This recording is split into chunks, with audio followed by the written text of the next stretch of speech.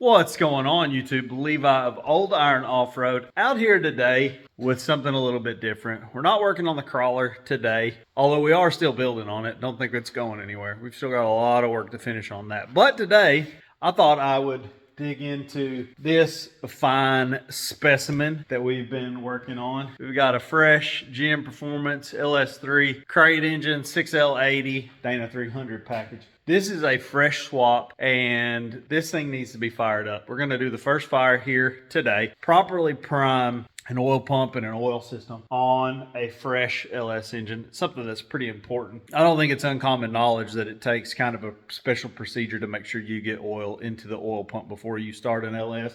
Now, there are a couple of different ways that people do it. Some people will unplug the coils, unplug the injectors, take the spark plugs out of it, crank them over by the key, and hope that the oil pump spins fast enough to actually pick some up. But there is a special procedure that is outlined in the LS or GM instruction manual, and this is how we prime all of our fresh LS engines, and we're going to show you how to do that. We're also going to do a couple of other things, so stay tuned. We'll get into this in just a second.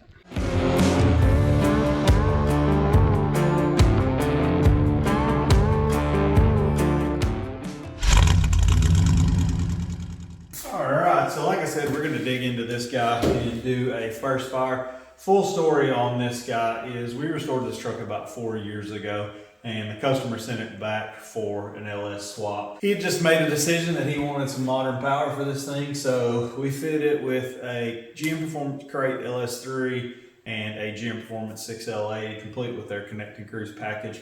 So we've got everything installed. Really, the only few things that we lack are a drive shaft, and we'll actually get into that today. I need to actually shorten the factory rear drive shaft for this guy, and we will have to order a custom front. I will shorten drive shafts, but lengthening them is a little bit different of a process. It's a lot easier to shorten than lengthen. I've got plenty of longer drive shafts that we can shorten down. We'll actually shorten the drive shaft for this guy, but I will call Tom Woods for a front drive shaft. So first thing when you're doing a first fire on anything, and you've heard me say this in previous videos, is fluids. You have got to make sure that you have plenty of fluids. Now the 6L80 is actually what you would call a sealed transmission. Yes, there are aftermarket dipsticks for them, but the traditional method of checking these is there's actually a check plug underneath. When you fire these things up, you'll actually shift them through the gears and you'll actually pull this plug out and you'll run them until there's just a very tiny drip or stream coming out of this check plug. Now again, you could refit them with an aftermarket dipstick, but for all intents and purposes, this thing came pre-filled, pre-sealed, so we shouldn't have to worry about that. We will definitely check it though. I have verified there is fluid in it, so definitely verify fluid.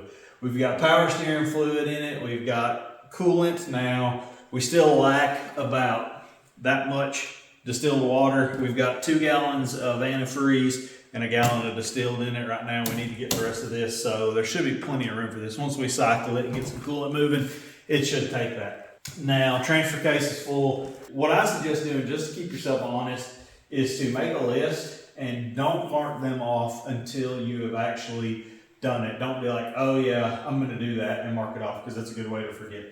So everything is full. We verified that all our fluids are filled except for engine oil. So there is a specific procedure to prime an LS engine. It's not like an older cast iron block where you can pull the distributor out and prime it through the distributor hole by spinning the oil pump. What you actually have to have is some sort of pre-luber. Now, you can make one of these, but honestly, that was 90 bucks. For me, it's personally not worth the trip to Lowe's to get all the fittings to make that. Now this comes with a couple of different fittings, and the fitting that we have on here is the O-ring fitting that fits the LS block. So what we're gonna do is we're gonna put about 3 quarts in the sump. We're gonna put 3 quarts in this pre-luber, and we're gonna thread this pre-luber into the specific port on the side of the block. The only thing that makes this one a little bit more tricky is we're using the Holley accessory drive, which puts the alternator right in front of that plug. We've actually already taken the belt off and pulled the alternator loose so I can tip it up out of the way and get to that plug. The cool thing about this, and I generally suggest using one of these on anything. I think they work even better than spinning one by the oil pump or buy the oil pump drive like on a cast iron engine. This comes with an 1/8 inch MPT fitting as well, so it'll fit most oil sending unit ports on older blocks. The great thing about this is you can put 3 quarts of oil, 4 quarts of oil, 5 quarts of oil, whatever your engine takes. You can put 70 pounds of air pressure on this guy, open the valve, turn your key on, and you can actually watch this guy build 60 pounds of oil pressure or whatever your oiling system will allow. And you know for 100% certain that every bearing, every journal, your oil pump, everything is nicely primed and full of oil, so you will have 0 dry starts. And it also pre-fills all the lifters. It'll pump the lifters up. You don't have to listen to lifters clatter or rattle. It's just a really nice way to prime the engine to make sure that your first startup is as smooth and oiled as possible. So 3 quarts in the sump, we'll pull the oil plug off the block. We'll get some oil in this guy. We'll get it primed up. We'll watch it build oil pressure on the gauge. And if we're lucky, this thing should fire right up. Let's get it. Some mobile one, full synthetic with the Dexos. GM approved, it says. And this is an F-body pan, and I believe an F-body is 5.5 quarts.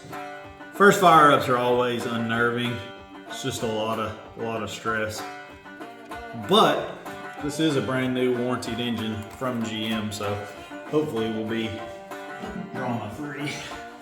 All right, so obviously we are under the vehicle, and you can see here with the Holley alternator mount, it puts the alternator down low. Now this plug is located directly behind the alternator. It takes an 8mm Allen head, and I don't think, normally I would try to use a ratchet for that. They're usually pretty tight. That one actually broke loose though, so happy day. This plug fills directly into the oil pump as well, so you pre-fill the oil pump, and that is a problem with these. If you don't prime the oil pump, you can have an oil starvation issue because they don't always pick up if they're not pre-filled. So this is definitely a pretty important part of LS startup, especially on a brand new engine. Probably not even a bad idea on one that's been sitting around for a while. Plugs out. Come in here with our pre-luber tool, and hopefully we can thread that in and the alternator's not going to be in the way. Nope, alternator is 100% completely in the way, so we're going to go ahead and just take it off. I've already got the upper bolt loose, so no big deal. We're just going to let that guy hang on that big heavy gauge wire. Don't tell anybody. And hopefully you can see where we're at now. Hopefully the hands and alternator stuff and things aren't in the way. Now this is an O-ring fitting, so you don't have to get super crazy with it. Just tighten it down, snug it till the O-ring compresses against the block. Usually hand tight is good enough. So we got that in there. So I want to make sure our valve is closed.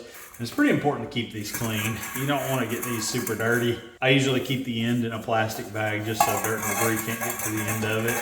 And obviously you put clean oil in them every time, but yeah, it's just a good practice to try to keep these things as clean as possible. Last thing you want to do is push a bunch of trash into a brand new engine because you let dirt and debris get into your pre-luber. We're gonna do 2.5 quarts because this calls for 5.5. Like I said, you can make one of these things out of, I've seen guys make them out of pump sprayers and all kinds of stuff, but for me, it was just quick and easy to order it. This one's from Jegs. All right, so put this guy back together. And I think this thing is rated up to 75 PSI. It has a pressure release on it. Make sure your valve's closed, and we're gonna pressurize this thing until the pressure relief lifts.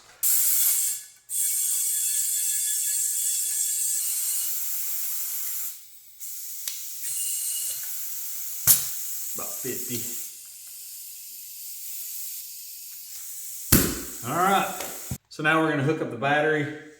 We'll get you guys sitting in the driver's seat so you can see the gauges. When we turn the key on and open this valve, we should see whatever pressure we have in this canister build on the oil pressure gauge. Now, it's not instant gratification, and it is somewhat of a slow process. You may have to continue to put air to this. What I'll do is I'll charge it, open the valve, and I'll actually roll this around until you see oil start to show on the gauge. And you also want to be careful. When this canister becomes close to empty, you definitely want to shut it off. Otherwise, we're just forcing a bunch of air back into the system. So something to be aware of. Like I said, we'll get the battery hooked up, get you guys in the front seat. We'll make it happen. That's a good sign. That's the first key cycle. We heard the fuel pump prime. So I'm gonna go ahead and open that. I'm gonna go ahead and open this oil fill up. Let's see what happens.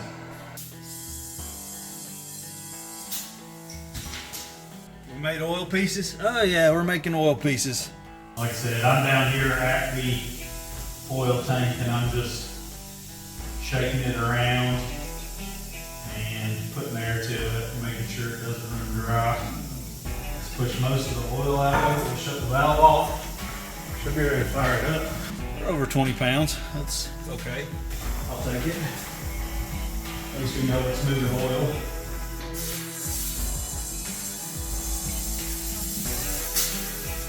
Yeah, we're still coming up. We're off of 20. Built probably 25, 30, close to 30 pounds. At least we do know that there's pressure in there now. So we built oil pressure, and we're gonna get back underneath this guy and pull our hose out. Now that the system has been pressurized, it's gonna squirt some oil back at us, so kind of be prepared for that. Normally, we would be ready at this point to fire the truck up, but again, with the Holley stuff, we're gonna have to put the alternator back on. We're gonna have to put our belt back on.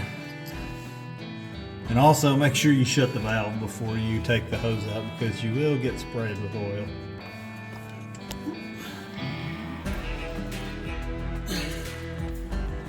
Come on, get in there, guy.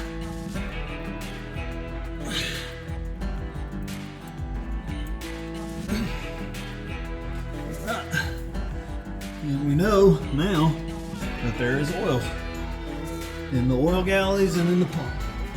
And also, just to mention, this plug does come from the factory with PTFE thread sealant, so definitely put a little bit of thread sealer back on this plug before you thread it in.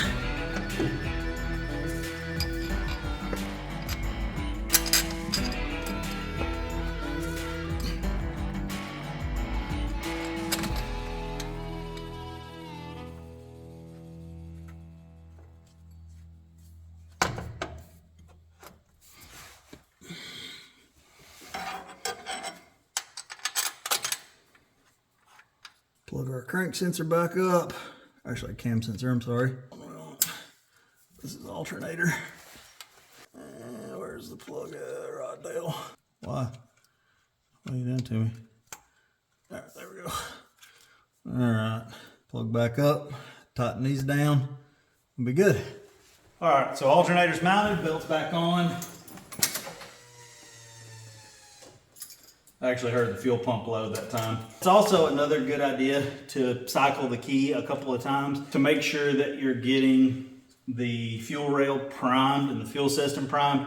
If you cycle it once, it's not going to pick up fuel on a brand new fuel system, and you're going to end up cranking on it for a long time until it builds enough fuel pressure and gets enough air out of the system to actually fire. And another thing, it's actually not a terrible idea to, when you cycle it, actually go up to the Schrader valve and release some of the air out of the rail. Cycle it back and forth a couple of times. We'll actually do that now before we even try to fire it. There, we're getting some fuel now. A couple of other things to be mindful of with the power steering system. Now we've pre-filled the reservoir, but it's going to drain that reservoir pretty quick. So on the first fire up, you usually just want to fire it up for a few seconds and let it pull that initial suction through the power steering system, and you're going to want to top it off just to make sure you don't burn up the pump. Nothing to it but to do it.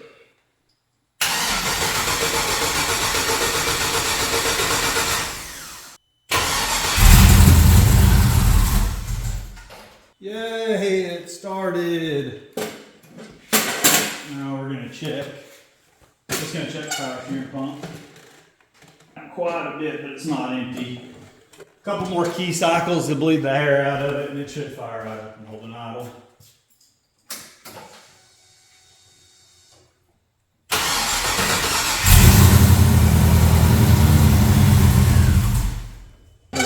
See, make sure we have let the power steering pump dry. So, I'm gonna top this guy off, and it should be happy. So on the first fire up on these, GM says that you need to fire them up and run them up to temperature, and then just shut them off. You pretty much just let them heat cycle the first time.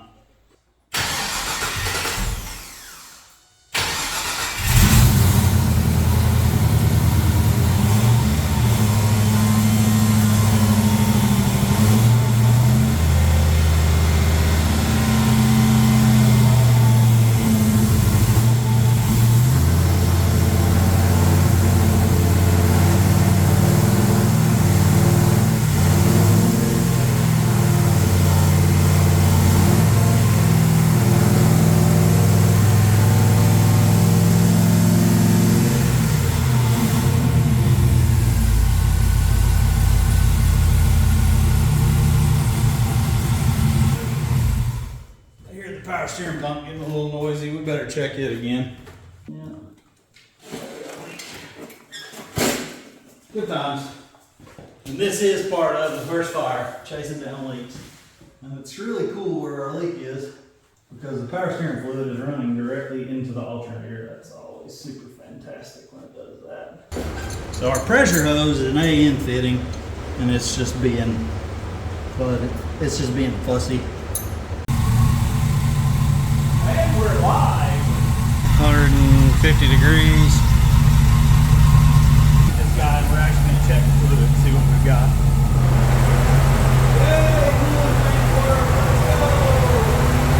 And just like that, yesterday turns into today. We ended up having to chase down a couple more leaks than I suspected on this guy. So last night kind of got away from us. We also had an air pocket in behind the thermostat, and I had to fight with that. But we got the cooling system all bled out. Sometimes these things are finicky. If you run into a problem with an air pocket, or not really an overheating issue, but just where the thermostat won't fully open up, pull the upper radiator hose off and actually fill it through the upper radiator hose. It seems like that kind of helps evacuate whatever air is left in it. You can also use the steam port kind of as a bleeding tool if need be. But like I said, we've got this guy all dialed. Everything is happy. Called Tom Woods, ordered the front drive shaft. And that brings us to next order of business. We are going to shorten a drive shaft that we had laying around back. I've got piles of old drive shafts, and this is actually a bigger than stock drive shaft. Obviously, we're going with an upgraded engine. We've got 430 horse on tap. We don't want to put a small diameter drive shaft like what would have been in the factory application. We have actually stepped up to, on this guy, I believe, a 3-inch diameter tube. Yes, a 3-inch diameter tube. And with these old Dana 20 outputs, I'm going to show you how to shorten and true your own drive shaft. Now, I know a lot of people are going to be like, oh, it's not balanced. Well, it kind of is. And if we phase this thing and we keep this weight in the original orientation of what the shaft is in now, we should be in good shape. I will tell you one of the most important, I've shortened a bunch of drive shafts over the years, and I will tell you what I have found to be more important than balancing is getting it true and getting the U-joints in phase with each other. If you get the drive U-joints a little bit out of phase and you don't have that shaft pretty true, you're definitely going to hear it and feel it. So anyway, we're going to cut this guy down. We're going to build a shaft. Let's jump into it. So first order of business is we are going to put this guy in our chop saw here, and we're just going to rotate it around and cut this weld bed out of it. We're not going to chop the shaft completely through. There's actually a pilot on this piece here that will slide into this tube. So we just want to cut the weld bed out so we can actually separate this part of the shaft from the tube body.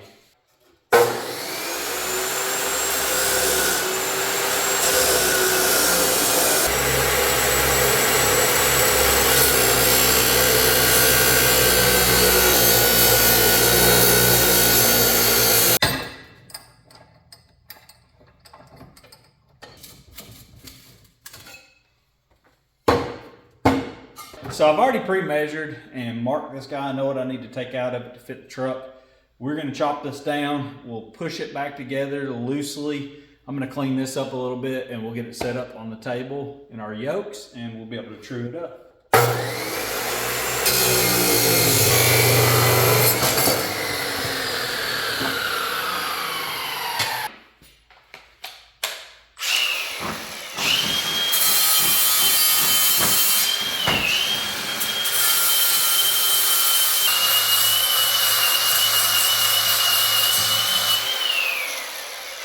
I went ahead and placed a mark before I cut it on the yoke and on the top side of the drive shaft so I know how these work in relation to each other. Now the easiest way to get them phased again is to pretty simply lay them on a good flat surface and make sure that the yokes are sitting nice and flat. And it looks like we're in pretty good shape. I'm not going to tack anything yet. Just going to go ahead and place a mark on this dude. In a way we kind of know where it needs to go. We're going to use old U-joints for the shortening process because when we weld this, we don't want to heat up new U-joints. We'll pop those off when we get everything welded up.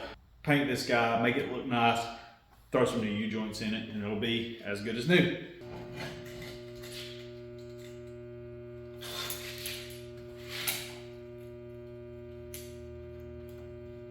Alright, so we've got this guy set up and obviously you can see what we've got going on here. So first thing I do is use this square to get us in the ballpark. And then we'll come back and we'll fine tune it with the dial indicator. Oddly enough, this thing is not terrible. There's our high side, right? Golly, it's really not that bad. That's crazy. Alright. Well, let's put our dial indicator on and see. Now the problem using a dial indicator on an old shaft like this is there are dimples and dings and they will cause your reading to skew a little bit.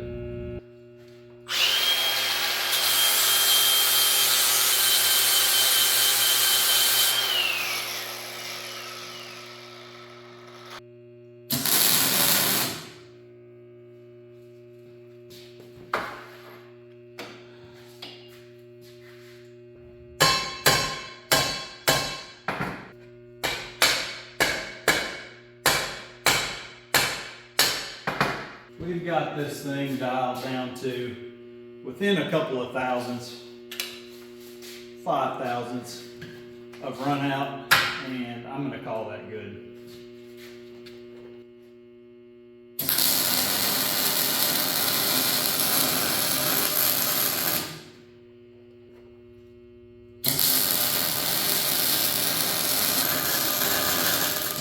Alright, so we got the drive shaft all painted up and pretty. We're going to slap some U-joints in this guy and get it installed in the truck.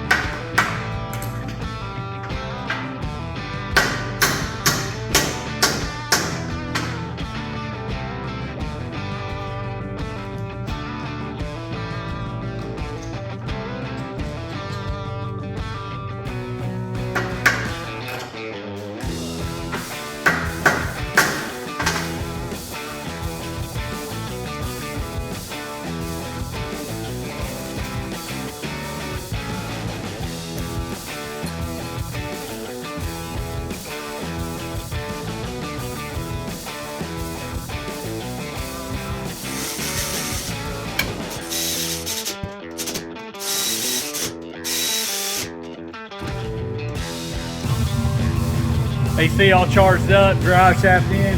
It is officially time to back this guy out of the shop.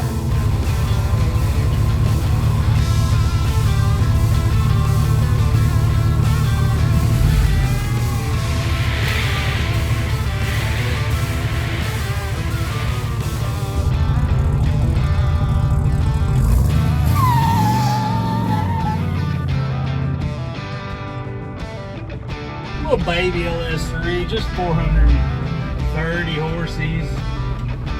No big deal.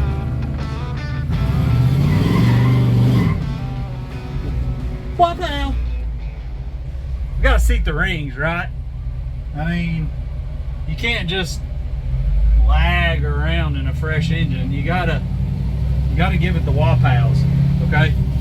You gotta give it the old compression braking.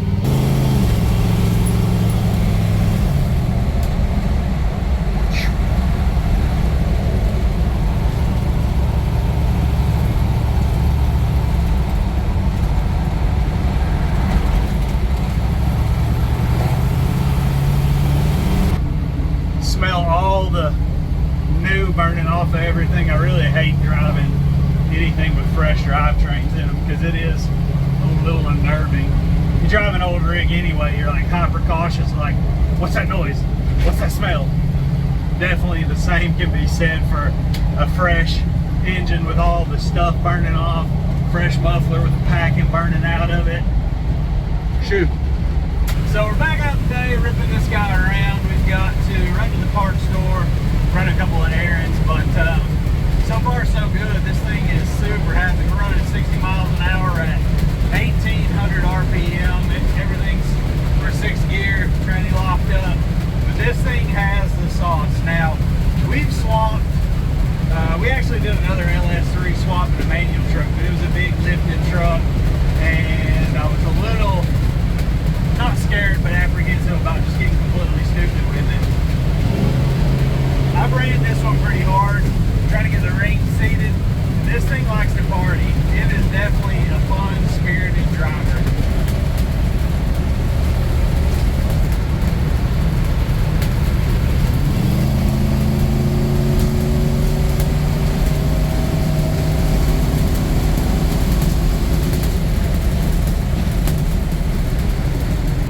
We're on a road course in Mexico, of course. Mexico? Yeah. We're definitely not driving on U.S. streets or highways. We're somewhere currently in Mexico. We'll get some more test miles on this guy, get the rings properly seated, and we'll give you a good solid overview of this rig. Alright, so we're still putting some more miles. My wife hasn't ridden in this thing yet, so I was gonna get her impression. She's got her seatbelt on for safety. I just prefer to be ejected out of the soft top and just die. I don't want to be injured. Glasses also, I can't see.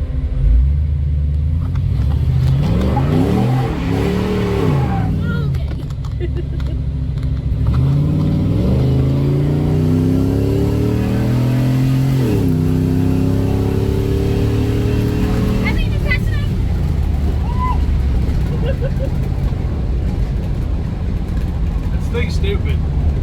Don't worry, it's warm, the oil pressure's up. We're not just ripping on it, so yeah, it's what do you think? It's fast. That's not even full throttle. That's like 3/4 throttle here. I'm gonna tap it. We're gonna give it the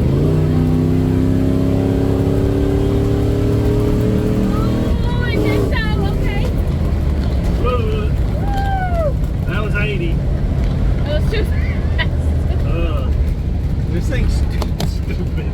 And then we got a car sitting across in the middle of the road. Thank God he wasn't there a few minutes ago. Oh, yeah. What are you doing, bro, Chacho?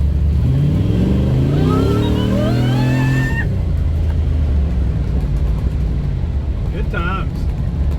Look it out now. She good, Bo.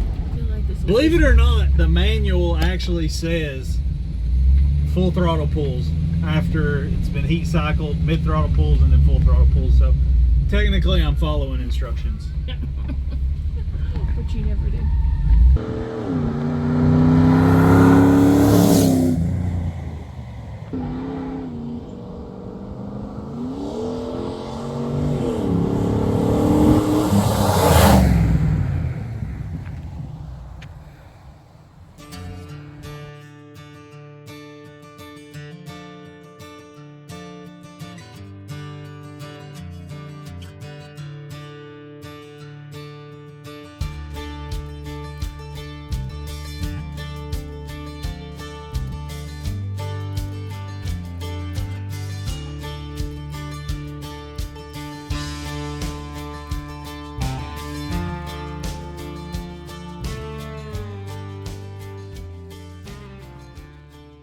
So we've managed to button up another one. This truck is an absolute blast to drive.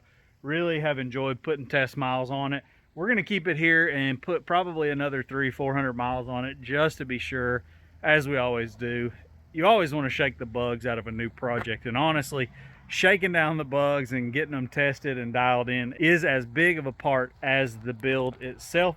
So yeah, I know this wasn't like a super in-depth video, but I hope you enjoyed following along and getting to check this guy out. And of course, we appreciate each and every one of you at home taking the time to watch these videos. We've got a lot of content coming in the not so distant future. If you're not subscribed already, reach down there, hit the subscribe button, click the bell icon for notifications. Make sure to like and comment as well. And as always, enjoy.